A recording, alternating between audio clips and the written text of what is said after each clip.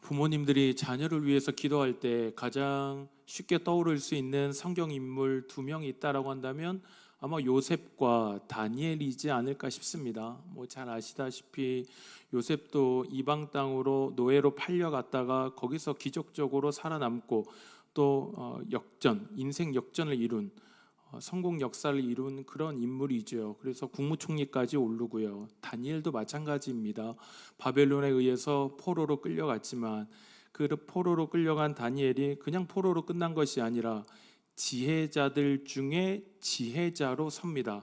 이때 이 지혜자들이라는 게 점성술가들인데 별의 움직임이라든지 아니면 왕의 꿈을 해석해서 나라 이 정치 방향을 설정하는, 우리로 말하면 미래학자 정도 될 것 같습니다. 그 점성술사들은 굉장히 의미가 있었고 지위적으로도 영향력이 꽤나 강했던 사람들. 그런데 그 지혜자들 중에 지혜자로 평가받던 사람이 다니엘이다라는 겁니다. 그래서 이 두 사람은 인기가 참 많은 것 같습니다. 저도 유학할 때 제 영어 이름이 데니얼이었습니다. 저만 그런 게 아니라 여기도 있고 저기도 있고 저기도 있고, 하여튼 데이빗과 더불어서 다윗, 요셉, 다니엘은 참 사랑받는 인물들이고, 특히 다니엘은 참 여러 믿음의 사람들에게 사랑받고 그 이름이 불려지는 사람이라고 할 수 있겠습니다. 그러면 진짜 다니엘의 인생이 그렇게 꽃길이었을까요? 우리 다니엘서를 이렇게 한 장만 넘기더라도 다니엘의 인생이 그리 아름답고 꽃길 가득한 향기 나는 그런 길이 아니었음을 우리는 분명히 알 수 있습니다.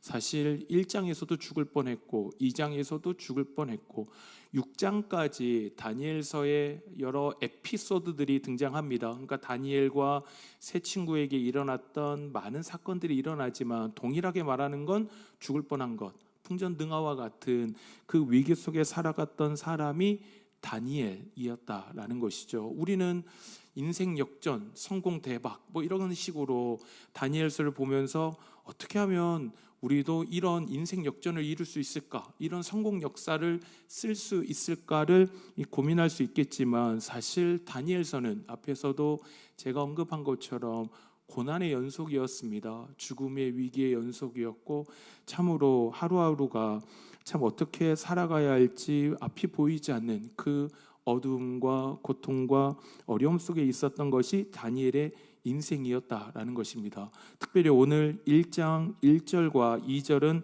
이때 얼마나 영적으로 어둡고 또 위기였는지를 잘 보여주고 있습니다. 우리 1장 1절과 2절을 같이 한번 읽어보실까요? 시작. 유다 왕 여호야김이 다스린 지 3년이 되는 해 바벨론 왕 느부갓네살이 예루살렘에 이르러 성을 에워쌌더니 주께서 유다 왕 여호야김과 그의 손에 넘기심에 그가 그것을 가지고 신할 땅 자기 신들의 신전에 가져다가 그 신들의 보물 창고에 두었더라. 그러니 1장 1절과 2절에서도 말하는 것처럼 다니엘의 시대가 화려하고 그렇게 꽃길 걷는 그 길이 아니라 위기였다라는 겁니다. 1절에서도 말하기를 바벨론의 왕 느부갓네살 왕이 이제 예루살렘 성을 에워쌌고요. 그리고 2절의 첫 구절을 보시면 참 충격적인 게 주께서라고 말씀하고 있습니다. 그러니까 주께서 넘기신 거예요. 이 하나님께서 당연히 우리가 생각하면 만약에 주어가 주께서라고 문장이 시작된다면 그 뒤의 내용은 주께서 보호하시고 역사하시고 인도하셔서 승리했다, 오히려 바벨론의 왕 느부갓네살 왕이 패배해서 돌아갔더라, 이런 식의 내용이 전개되는 것이 자연스러울 건데 2절에서는 주께서 넘기셨다라고 그렇게 말씀하고 있는 겁니다. 하나님 여전히 계신데 하나님이 침묵하고 계십니다. 이스라엘 백성을 구해내시거나 보호하시지 않고 그냥 넘겨주는, 이방 민족에게 넘겨주는 시대, 거기에다가 더 심각한 것이 2절에 보시면 이 여호야김과 하나님의 전 그릇을 얼마를 그의 손에 넘기심에, 그러니까 느부갓네살 왕에게 하나님의 전에 있는 그릇들을 넘겨가지고 그거를 이제 느부갓네살 왕이 가져갔다라는 것이죠. 이거 꽤나 충격적인 일이라 할 수 있겠습니다. 우리 역대하 26장에 보면 우시야 왕에 대해서 나옵니다. 그 우시야 왕이 꽤나 괜찮은 왕이었습니다. 정치도 잘하고 중앙 집권적 체계를 갖추어서 뭐 정치도 그렇고 경제도 그렇고 꽤나 강력한 왕권을 가졌던 왕, 그게 우시야 왕인데, 이 우시야 왕이 나중에 교만해져서 성전에 들어가서 자기가 향단에 분향하려 합니다.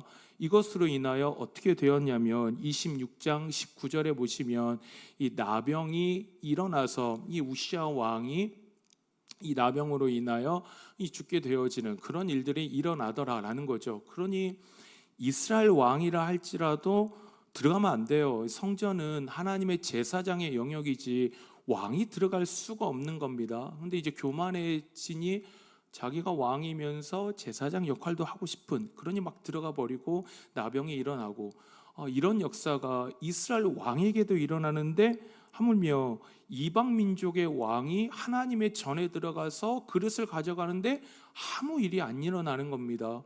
원래는 하나님의 전에 들어가면 하나님께서 심판하셔야 되는데 하나님의 심판은 보이지 않고 그냥 이방 민족에 의해서 그 그릇들이 그냥 이 탈취되어져 버린다라는 것이죠. 결국에 다니엘 시대는 아름답고 기적이 일어나고 하나님의 역사가 풍성한 그런 시대가 아니라 영적으로 참으로 위기였던 시대, 하나님의 침묵과 하나님의 부재가 가득했던 시대, 그게 다니엘의 시대였다라는 것입니다. 더 위험한 것은 있을 것 다 있는 겁니다.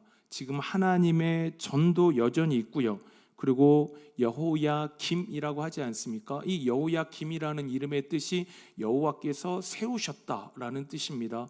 그러니 여호와께서 세우셨다, 하나님께서 계속 세우실 것을 기대하는 이름을 가진 왕이 있지만 이방 민족에 의해서 탈취되어지고 짓밟힘을 당하고 여호와의 전은 있지만 여호와의 능력이 없는, 결국에 이 신앙의 형식은 있지만 그 형식이 아무런 실제의 삶에 영향을 미치지 못하는 그 위기 속에 있었던 것이 다니엘 시대였다라는 거죠.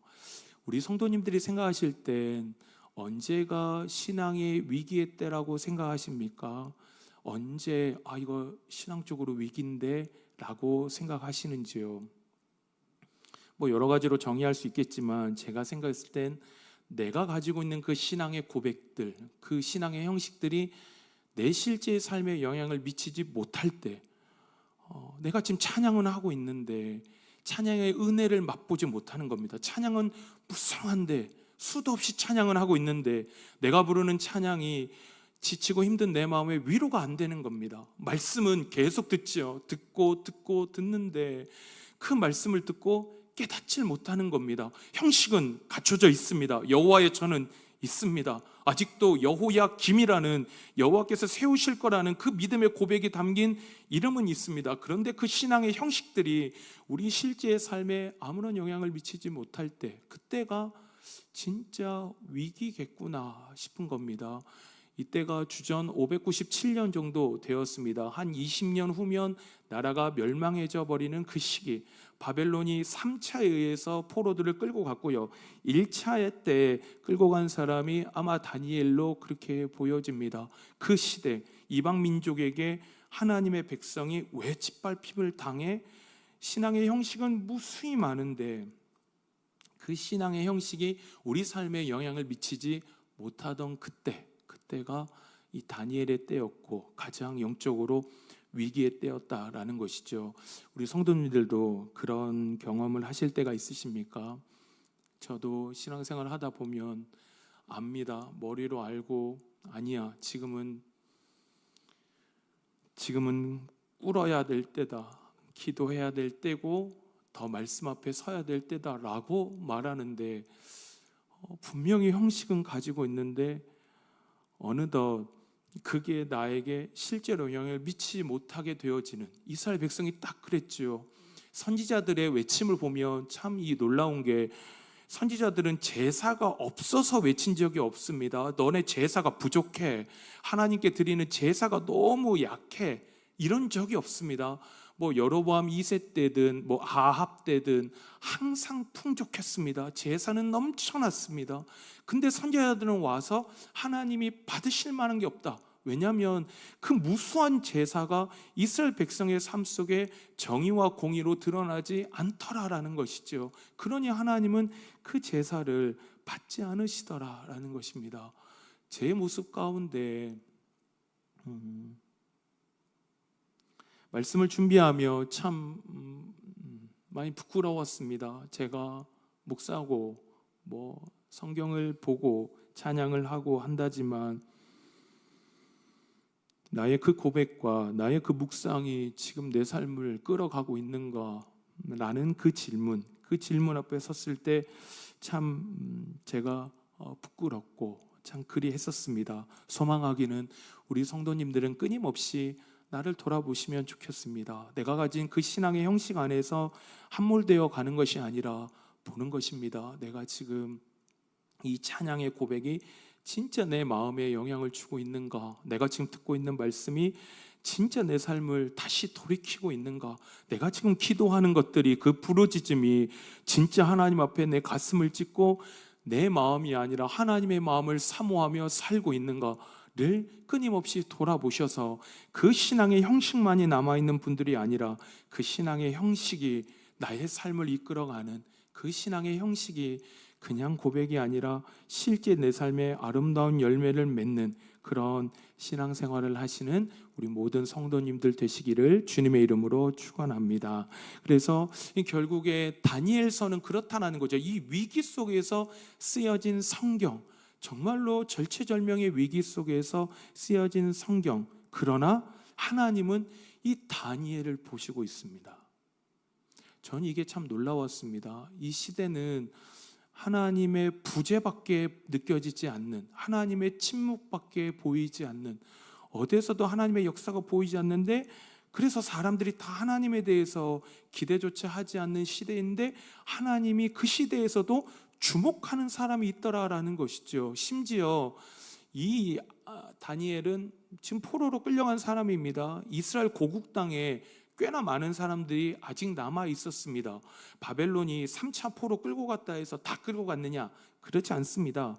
뭐 예레미야를 보면 아마 구약 학자들마다 견해가 좀 다르긴 하지만 많게는 20%, 적게는 5% 정도만 끌고 갔지 나머지는 다 고국 땅에 있습니다.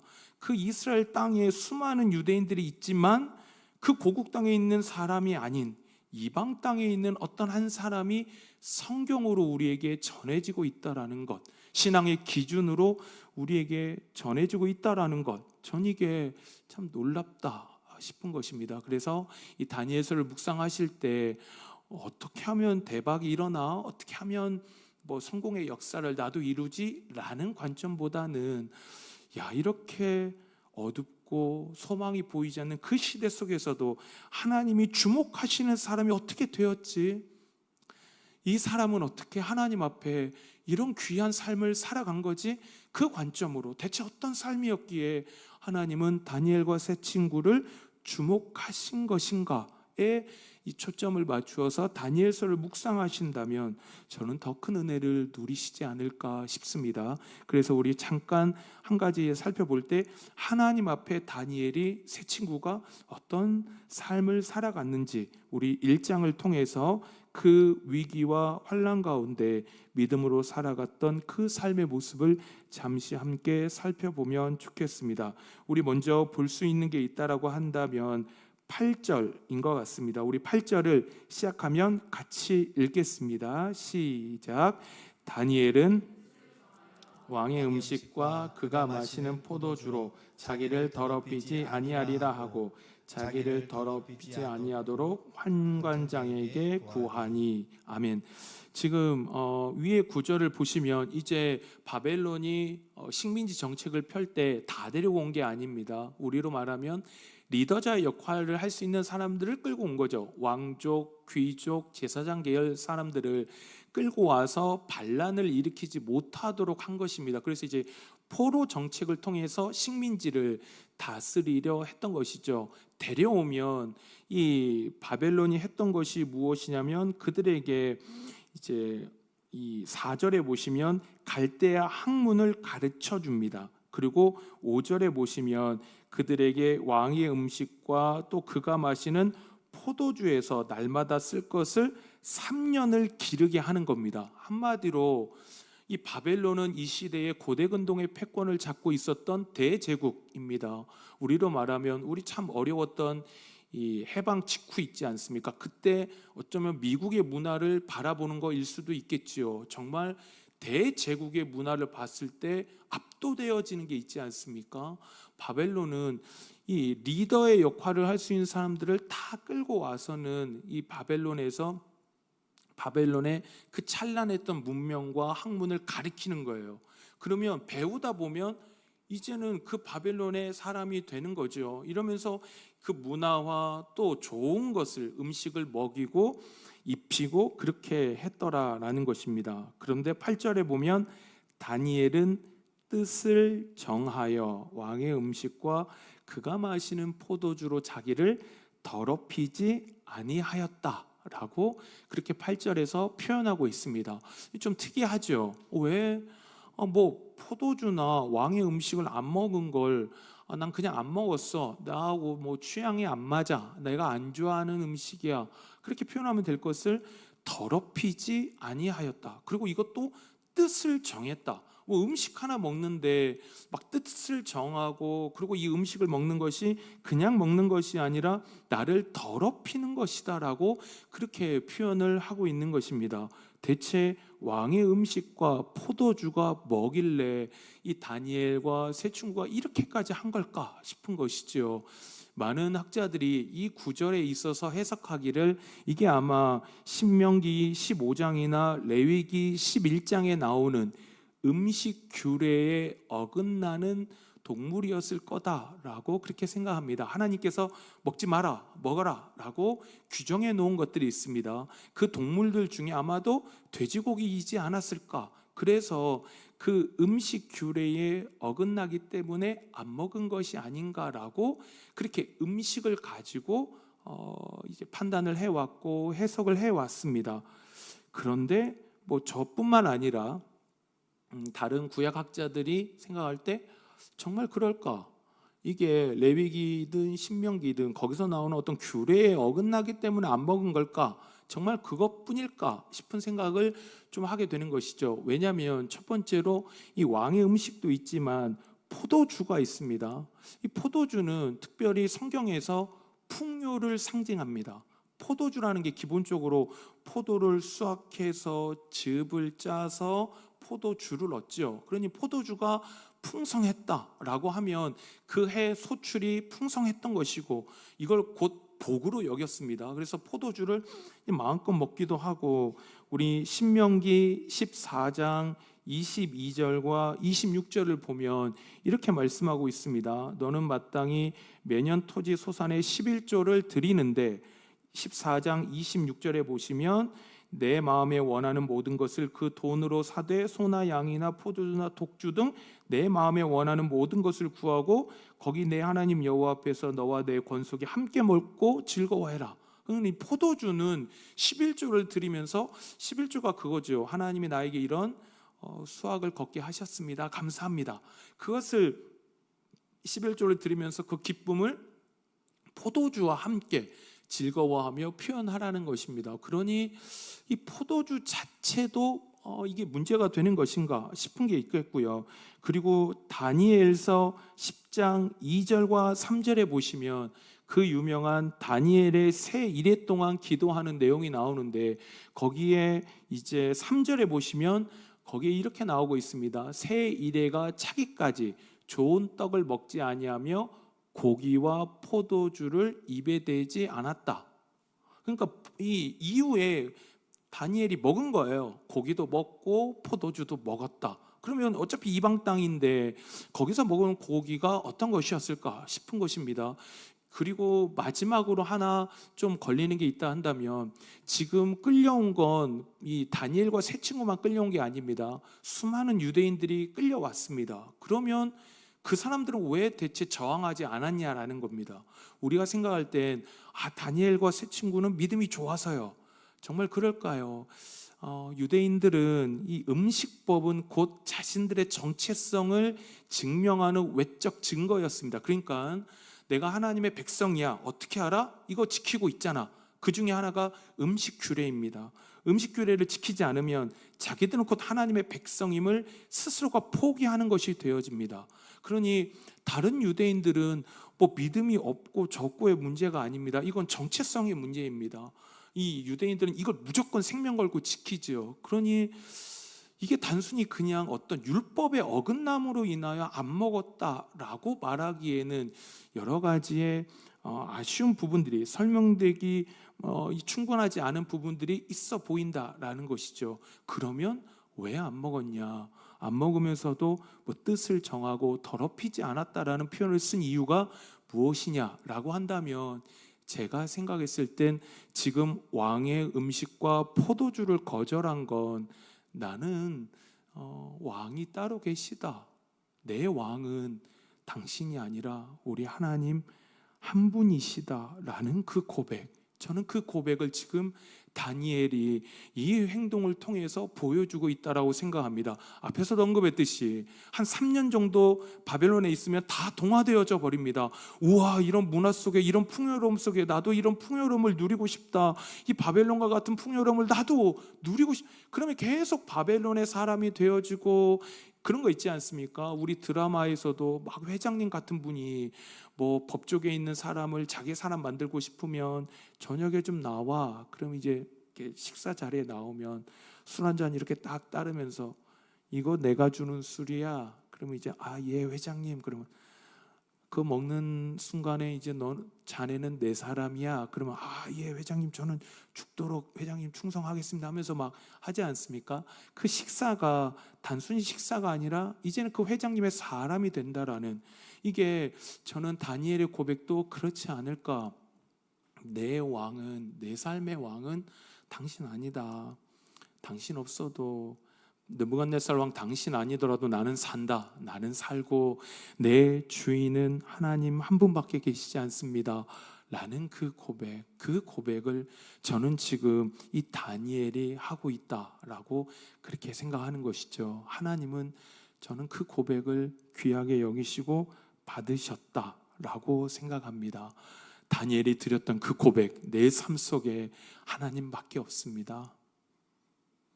내 삶을 살아가는 그 힘과 능력은 하나님 한 분밖에 없습니다를 진실로 고백했던 사람, 그 풍요로움 가득한 바벨론에서 동화되지 않고 무너지지 않고 그 마음을 잘 지키며 그 고백으로 나아갔던 사람, 저는 그게 다니엘이겠구나 싶은 것이고, 그걸 하나님이 보셨구나 싶은 것입니다. 저는 이게 바로 하나님 나라를 살아가는 사람이라고 생각합니다. 하나님이 왕이신 거죠. 저는 그게 하나님 나라이지 않을까 싶은 겁니다.